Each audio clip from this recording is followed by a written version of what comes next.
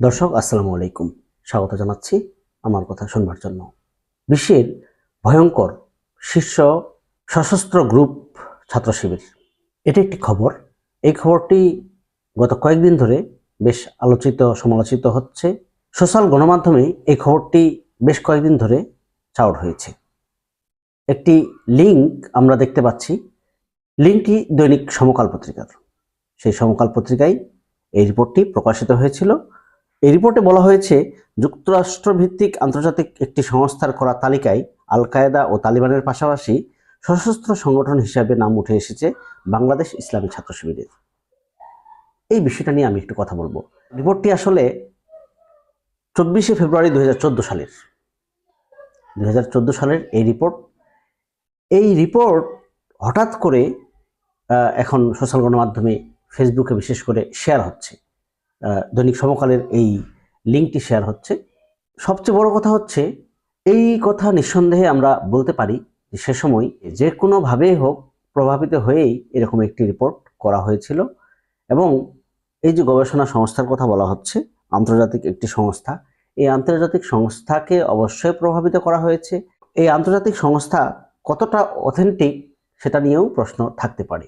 আমি মূলত যে বিষয়টা নিয়ে আলোচনা করব সেটা হচ্ছে যে শিবির কি আসলে সশস্ত্র কোনো জঙ্গি সংগঠন ছিল বা এখন কি আছে? আমরা এখনকার যদি ছাত্র শিবিরের কর্মকাণ্ড দেখি তাহলে আমরা চোখ বন্ধ করে বুঝতে পারি, নিঃসন্দেহে আমরা এটা বলতে পারি যে শিবির একটি গণমুখী, জনকল্যাণকর, ছাত্রদের জন্য মঙ্গলজনক এরকম একটি ছাত্র সংগঠন। তাদের কর্মকাণ্ড সব প্রশ্নের ঊর্ধ্বে বলা যায়। বলা হয়ে থাকে 1971 সালে তাদের ভূমিকা ছিল প্রশ্নবিদ্ধ। কিন্তু আমার প্রশ্ন হচ্ছে, 1971 সালে তো এই শিবিরের জন্ম হয়নি। শিবিরের জন্ম তো 1977 সালে, আমি যতটুকু স্টাডি করেছি তাদের ব্যাপারে। এবং তাদের যে কর্মকাণ্ড, তাদের যে চিন্তা চেতনা, সেটা খুবই আধুনিক বলে মনে হয়েছে আমার কাছে। এবং তারা যে প্রক্রিয়ায় নিজেদের কর্মীদের মান উন্নয়ন করে, যারা নেতৃত্বে থাকবেন তাদের বিশেষ গুণাবলী থাকতে হয়, বিশেষ যোগ্যতা থাকতে হয়, সেই বিষয়গুলো কিন্তু সামনে চলে আসছে। যে 2014 সালের করা এই রিপোর্ট, তখনকার ওই সময় কিভাবে এই রিপোর্টটি প্রকাশিত হলো, কারা করলো, এর পিছনে কারা ছিল, সেগুলো নিয়ে কিন্তু তদন্ত হওয়া উচিত। কারণ শিবিরকে আমরা এখন যে অবস্থায় দেখছি তাতে মনে হচ্ছে, এবং অনেকেই বলছে যে এতদিন ধরে, এত বছর ধরে, বিশেষ করে দীর্ঘ 15.5 বছর এই শিবিরকে নিয়ে যেরকম নেগেটিভ প্রচার প্রপাগান্ডা ছড়ানো হয়েছে সেটা খুবই দুঃখজনক ছিল। রিপোর্টে আসলে কি উল্লেখ করা হয়েছে আমরা সেটা একটু জানতে চাই। আন্তর্জাতিক তথ্য ও মতামত সরবরাহকারী ওপেন সোর্স সংস্থা হিসেবে পরিচিত আইএইচএস সম্প্রতি IHS Jane's 2013 global terrorism and insurgency attack index নামে বিশ্বব্যাপী 10টি সক্রিয় সশস্ত্র গ্রুপের একটি তালিকা প্রকাশ করেছে। সরকারি নয়, কিন্তু সশস্ত্র এমন গ্রুপগুলোর তালিকা এটি। তালিকাভুক্ত প্রতিটি গ্রুপই সুপরিচিত জঙ্গি বা বিচ্ছিন্নতাবাদী সংগঠন। আচ্ছা, শিবিরকে কি হিসাবে জঙ্গি বলা হলো, কিভাবে বিচ্ছিন্নতাবাদী সংগঠন বলা হলো, এটা অন্তত আমার বুঝে আসে না। কারণ হচ্ছে, শিবির জঙ্গি কোনো কাজের সাথে কখনোই জড়িত ছিল না। যেটা করা হয়েছে গত 15 বছর আমরা দেখেছি, টার্গেট করে করে, অ্যারেস্ট করে, বিভিন্ন নাটক সাজিয়ে, জঙ্গি আস্তানা বানিয়ে সেখান থেকে তাদেরকে অ্যারেস্ট করা হয়েছে, ধরা হয়েছে, তারপরে জঙ্গি হিসেবে নিজের সামনে আনা হয়েছে। এগুলো একটা নাটকের জাস্ট মঞ্চায়ন ছিল।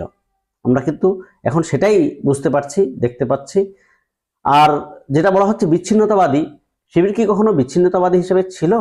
কর্মকাণ্ড তাদের সীমিত করে ফেলা হয়েছিল, ওপেনলি মিটিং মিছিল করতো না, যেটা আমরা জানি, কারণ করার সুযোগ ছিল না। কারণ শিবিরের পরিচয়ে মাঠে নামলেই দেখা যেত যে তৎকালীন সরকারের আইনশৃঙ্খলা বাহিনী কি করতো, তাদেরকে অ্যারেস্ট করতো, তারপরে বিভিন্ন মামলা হামলা, তারপরে হচ্ছে যে নানান রকম জঙ্গিবাদের সাথে জড়িয়ে ফেলতো। এরকম নানানভাবে এই সংগঠনটিকে মানে চাপে রেখেছিল সরকার। তো সেই জায়গায় আমরা বলতেই পারি যে তারা মাঠে সেভাবে হয়তো সক্রিয় ছিল না, কিন্তু প্রতিটি ক্যাম্পাসে, প্রতিটি পাড়া মহল্লায়, সারা বাংলাদেশে তাদের যে একটা গণজোয়ার ছিল, তাদের যে একটা অ্যাক্টিভিটিস ছিল, সেটা কিন্তু পরিষ্কার। কারণ আমরা সেই সময়ে আওয়ামী লীগ সরকারের শেষ সময়ে আমরা যখন দেখলাম যে বিএনপি যেদিন সমাবেশ করলো সম্ভবত 28শে অক্টোবর, সেদিন জামাত করার কথা বড় ঘোষণা দিয়েছিল এবং সর্বত্রভাবে চেষ্টা করেছিল জামাত যেন এই প্রোগ্রামটি করতে না পারে। কিন্তু কি হয়েছিল শেষ পর্যন্ত? জামাত কিন্তু ঠিকই করেছিল এবং আরামবাগে সম্ভবত আমরা যতটুকু জানি আরামবাগে এই বিশাল একটা সমাবেশ হয়েছিল সেই জামাত ইসলামের, কিন্তু তারা করতে পেরেছিল। এর আগে আমরা সোহরাওয়ার্দী উদ্যানের কথা যদি বলি, সোহরাওয়ার্দী উদ্যান সেখানেও সমাবেশ করতে দিবে না, নানান রকম ঝামেলা, নানান রকম চাপ, অবশেষে কিন্তু বড়সড় ধরনের একটা সমাবেশ তারা ঘটাতে পেরেছিল, সেখানে একটা সমাবেশ আয়োজন করতে পেরেছিল এবং সফলভাবে তারা সেই সমাবেশের সমাপ্তি ঘটিয়েছিল। তো আমরা এইসব বিষয়ে বিবেচনা করলে দেখতে পাই যে তাদের কর্মকাণ্ড ঠিকই ছিল। সব বিচ্ছিন্নতাবাদী কারা?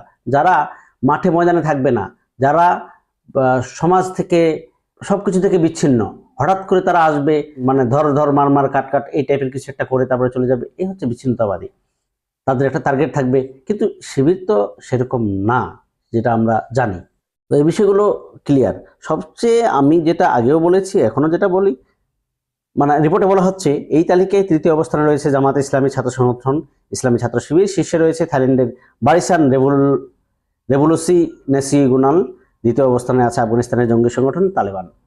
এই হচ্ছে ঘটনা। আমি যেটা আগেও বলেছি, এখনো বলছি, যে এই যে রিপোর্টগুলো, এরকম অনেক রিপোর্ট, শুধু শিবির কেন, আপনারা বিএনপি বলেন বা জামাত বলেন বা অন্য কোনো দল বলেন, এবং কি আওয়ামী লীগকে নিয়ে যেরকম পজিটিভ নিউজ, পজিটিভ একটা ভাইবস দেওয়া হয়েছে বিভিন্ন গবেষণা রিপোর্ট প্রকাশ করে, তো সেই এই যে ঘটনাচক্রের পেছনে কারা ছিল তাদেরকে কিন্তু খুঁজে বের করা উচিত।